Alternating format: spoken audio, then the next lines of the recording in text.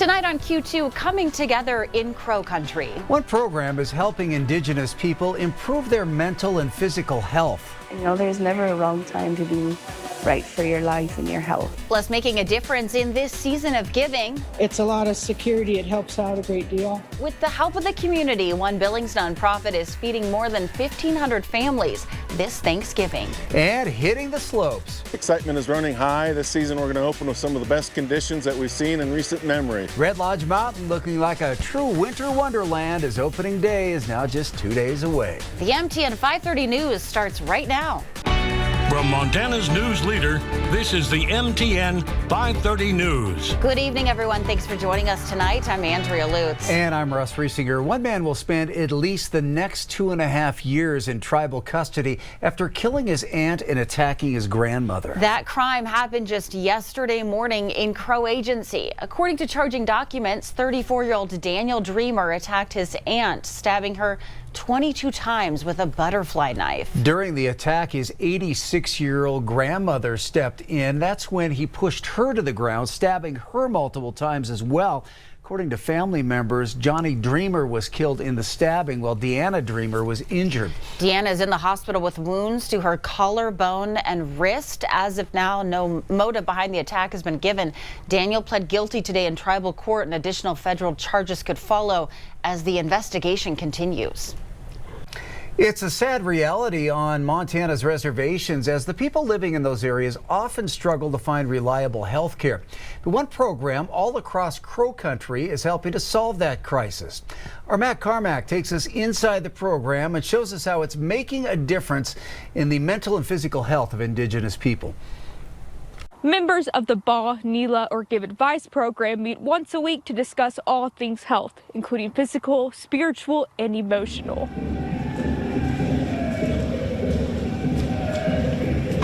Inside of the First Crow Baptist Church in Lodgegrass, Crow people come together once a week in the name of health with healthy food, music, and group seminar. It's helping me to change my bad habits to good habits, changing my unhealthy snacks to healthy snacks. Mary Half joined the Ba Nila program to make healthy life changes. I've been cutting in and eating more salads, less pop. As a mother of 6, she says she has a hard time managing her health, motherhood, and struggle with foot spurs. Because my boy be like, you gotta eat healthy, Mom, so you be strong.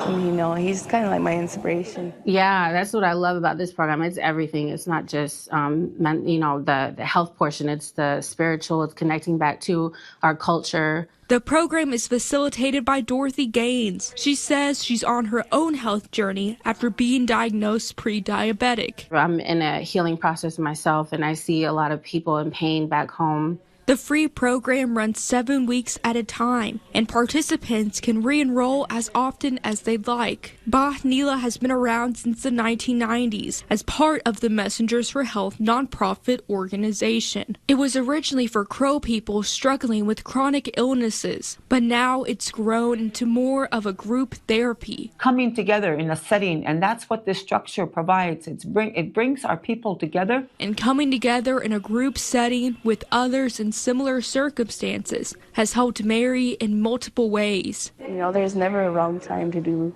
right for your life and your health. You know, you just gotta take that step. In Lodgegrass, Matt Carmack, MTN News.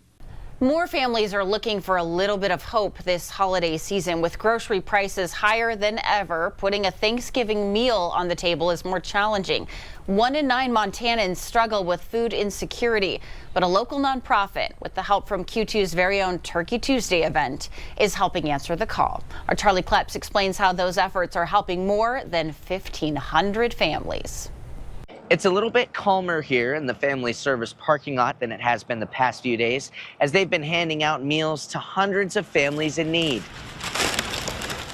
Things are getting a little tougher and it's sounding scarier. In a time when groceries are becoming more and more expensive, Merchants are already putting prices up. That's where it gets scary. I'm on a fixed retirement income.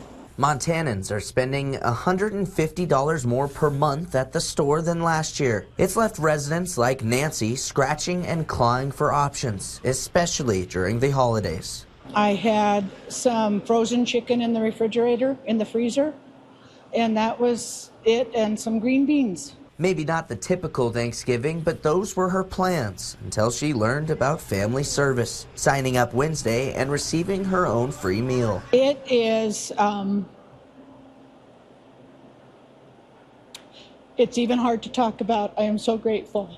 It will be helping me out actually for several weeks. Family Services Executive Director Ryan Kramer says the organization is smashing their record of 1,200 meals last year, closing in on 1,500 total, already handing out all of the turkeys received from Turkey Tuesday. It's an incredible feeling to be able to walk away from knowing that those are the amount of families that you've helped to have something over the holidays. Our clients need the help that we're providing to them. Nancy Story, one of thousands that Family Service Client Intake Manager Twilita Griggs knows all too well, but says there's something special about helping during the holidays.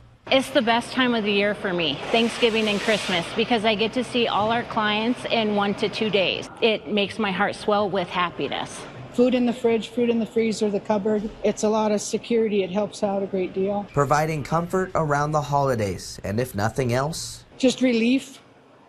At least for now, a lot of relief. In Billings, Charlie Kleps, MTN News. The countdown to the start of ski season is on at Red Lodge Mountain, with the slopes scheduled to open this Friday. I headed up the mountain earlier today to check it out. There's a lot of excitement thanks to nearly 2 feet of natural snow that has fallen on top of the snowmaking that they've been doing. Crews have been hard at work getting the slopes groomed and all ready to go, and they say it should be some of the best opening day snow conditions in recent years. Red Lodge has Montana's second largest snowmaking system, allowing it to always be one of the first mountains to open in the entire state. Excitement is running high. This season we're going to open with some of the best conditions that we've seen in recent memory. So super excited. We've got nearly about 2 feet of snow in the month of November. And then we also have the second largest snowmaking system in the state. So we've kind of been able to turbocharge our snowmaking operations here. Really excited to welcome people back to the mountain this Friday. Yeah, last ski season we had about 80,000 skier visits. That's about 20,000 less than average. We normally average about 100,000. So visits were a little bit down. Again, the snow conditions were a little less than we were hoping for. So we're hoping to rebound from that this winter.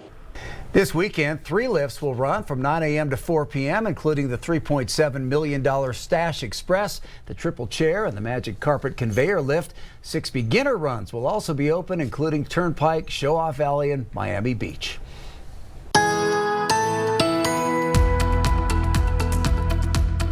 As you take a look at the calendar for the month, we're going to show you how things have been kind of running for us since the first of the month. Anything in a dark blue indicates colder than average temperatures. Anything in a dark red, the day it was warmer than typical. And you can see we kind of wavered between a little cold start, warmer through the middle of the month, and obviously it's been a little bit chillier here as we've gotten in the last week and a half. But it looks like that trend is going to start to warm back up again as we start getting into next week. But here in the short term for the holiday weekend, especially for Thanksgiving and for Friday, temperatures will be on the cool side, but still going to warm you up if you come out to the holiday parade. 6:30 downtown. Looks like temperatures will be in the 20s. Dress for the weather and join us downtown. A new trail is coming to Billings. The proposed Yellow Jacket Trail would run along 27th Street, of course, helping to connect the downtown corridor to the top of the rims. And while runners and bikers are excited for that plan, there are some engineering challenges that currently stand in its way. Our Isabel Spartz has details. Currently, using 27th to get up or down the rims is used by many, but for bikers and runners, the unpaved path can be dangerous. But a new proposed trail is hoping to make the journey safer and more accessible in the coming years. Hey, thank you for signing up. Have fun. Billings TrailNet system is certainly growing for runners of all kinds. More than half my runs and walks are on trails. They're oftentimes free of snow and ice, and so they're a safe place to run. One of the most notorious spots in town for elevation training is 27th Street North, from MSUB up to the airport. However, the current path on the west side of the street can be difficult to manage. The trail's deteriorating a little bit. Weather, again, like this, it's not as easy to run on, so you do slip a little bit. And it's a little scary to run up there. There's not a lot of room. The width it's fairly narrow up there. But a new trail is being proposed by the Billings TrailNet to create a safe path on the east side, where the road meets the rim rocks. With MSUB right here, and then the new Intermountain Health Complex, and then the airport, there needs to be a connection. Executive Director Christy Drake has been working endlessly to get the plan secured and funded through both private and grant funds. What we've done so far is we've met with MDT and the planning department for City of Billings. There is like a big giant grant coming up in April, which it'd be about $1.8 million.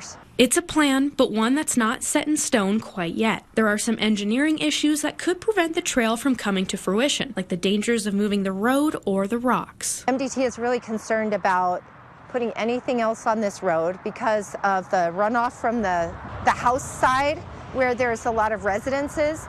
There's just an awful lot of things that are going on with this road that may make it not possible to build a trail here. But they're determined, saying that the now approved Stagecoach Trail along Zimmerman has given them hope that it can be done. And for these runners, it's a trek that will be worth it. Opening that up is going to be a big safety thing and also for commuters. I think it's really a great thing for Billings, and it's a lot safer than than having to run on the roads all the time. In Billings, Isabel Sparts, MTN News. Have you ever wondered where to recreate on state lands? The DNRC rolled out a new public land access map to help answer any of those access questions you might have. The interactive map provides comprehensive information on the status of all state lands, including accessibility, restrictions, and special use. The map also provides information on what kind of recreation is allowed on what land. And the map has been in the works for 3 years, with the DNRC working on it during their slow seasons. They hope it will help Montanans get outside and enjoy all that Montana has to offer. Really excited to produce this for the public and get this, really great customer service provided out there, and again, leveraging technology to put this information in their hands and make it really easy to know where they're allowed to be and what kind of uses can occur. If you want to check out that interactive map, you can head to the DNRC's website. Well, still to come on the MTN 530 News here on Q2. Good news may be on the horizon for anyone looking to buy a house heading into the new year. We'll have those details next. And later in sports, digging into the record books, one MSUB volleyball player is making school history while starring for the Yellow Jackets. We'll meet our athlete of the week in just a bit.